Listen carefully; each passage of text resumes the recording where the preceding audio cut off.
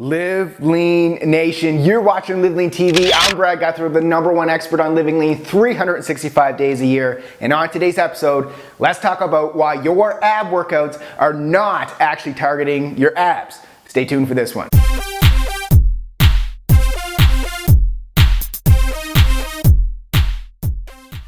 All right, we all want abs, and even though your diet, your weightlifting, and your cardio workouts will burn the belly fat, to sculpt and define your abs, you do need to train them directly, just like any other muscle. But unfortunately, 89.456% of the time, most of your typical ab workouts are creating tension primarily in your hip flexors and not your abs.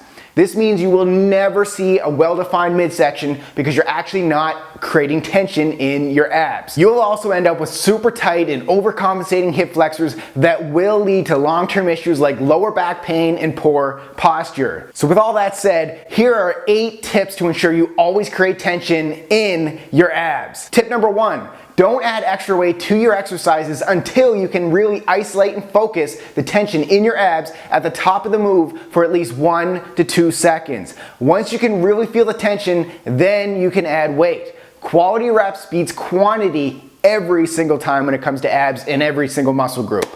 Tip number 2, when doing any kind of leg raises, initiate the movement by tilting your pelvis forward and round your back. When you just raise your legs, this fires your hip flexors, not your abs. Feel it in your abs, then do the move. Let's keep going. Tip number 3, perform more difficult lower ab exercises like leg raises first when your abs are still fresh. This will decrease the risk of firing your hip flexors rather than your abs. If it's more difficult, do it up front. Tip number 4, keep each rep slow and under control. This will de-emphasize the stronger hip flexor muscles and place more tension in your abs.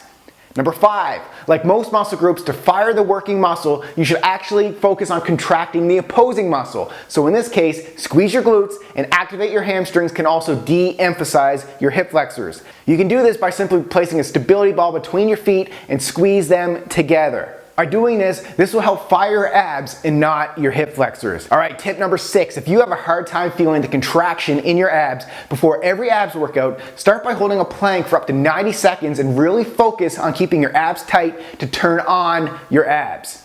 Number 7, when your hip flexors are tight, they're in a shortened position. You can lengthen them via stretching before your workout to really help de-emphasize them. And the final tip, number 8, active release technique, in other words, ART. This is a great way to open up your hips and loosen your hip flexors. I've been doing this for the last 4 weeks. I've been seeing a chiropractor and I've been seeing amazing results. So check out ART in your area. You could also do yoga 1 to 2 times a week to really also open up your hips and release some of that tension. If you want to implement all 8 of these tips to activate, develop, and sculpt your abs and maintain them for the rest of your life, abs aren't just an on-season muscle. We rock them all year round. I want you to check out my brand new Live Lean Abs workout program. It showcases my most effective ab training workouts. Secrets, here's a little sneak peek. Enjoy. You want to build some abs?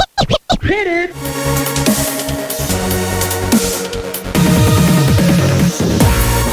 They actually form and condition the core to pop out. This one is more strength and conditioning. So our abs are made up of lowers, our uppers, and then our obliques. So we have some. Ooh, look at that. That's just one circuit. And the sweat is coming down. Damn! I want to talk to you about fruit. And can fruit make you fat? Let's find out.